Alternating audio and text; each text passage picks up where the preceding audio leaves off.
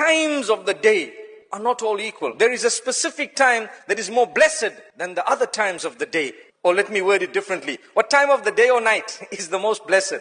The last third of the night, subhanallah. From a specific angle, it is the most blessed. When you want to cry out to Allah, that is the moment. Do you know why? There is a guarantee when Allah is asking you, who is there, who is seeking my help, I can help. Who is seeking forgiveness, I will forgive. Who is repenting, I will accept. Who wants anything, I will give. What are we doing? What am I doing? Sleeping. May Allah forgive me and all of us. It's not haram because it's not haram to be sleeping at that time, because it's not compulsory to be up and engaged in worship at that time. But when you do, and if you do, it is surely a sign of a few things. Number one is your closeness to Allah and your relationship with Him. You get to a level where you make it a habit. Maybe not every day, once a month. Is it difficult to get up for tahajjud once a month? No. When football is on, we're up. Subhanallah. Not just once a month, but the whole season. We'll spend money and time, effort and energy. The funny thing is, the day of football, I know of young people who've got up for tahajjud. For what? To make dua for their team. La hawla wa la quwwata illa billah. Imagine, it's happening, it's a reality. It goes to show that you actually believe in Allah. Imagine, even if you got up for tahajjud to make dua for your team, I might tell you the dua you were making was very petty. But one thing I know for sure, you believe in Allah. Do you get the point? Because you did something that might have been petty, but you called out to the right one, the deity. No wonder your team keeps winning, mashallah.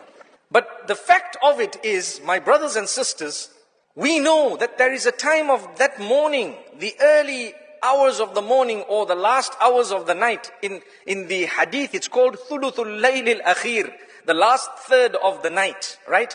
When Allah is calling out to you and I, and many times we're sleeping. I was saying, you're either close to Allah or it shows that you believe in Allah, at least. You know, if I were to call out to Allah, the fact that I'm making dua to Him, supplicating unto Him, already proves that I believe in Him and His power and His ability. Isn't that a good thing? That's why the hadith says, ad-du'a'u huwa al-ibadah. Supplicating, calling out to Allah is in actual fact worship of Allah. That is worship. That's the core of worship. And another narration says, مَنْ لَمْ يَسْأَلِ اللَّهَ يَغْضَبْ عَلَيْهِ. Whoever doesn't ask Allah, Allah gets angry with that person. Angry meaning Allah is upset with that person. Subhanallah, because you're not calling out to Allah at all. That's why every one of us has needs. Needs that we ourselves don't really trust our own ability and capacity in fulfilling. We ask Allah, because Allah says, the moment we create that need in you and you've asked us, it proves that you believe in us. You believe in the super power of Allah. So Allah gave us another opportunity every single day. But when you want something, you don't have to wait for a Friday.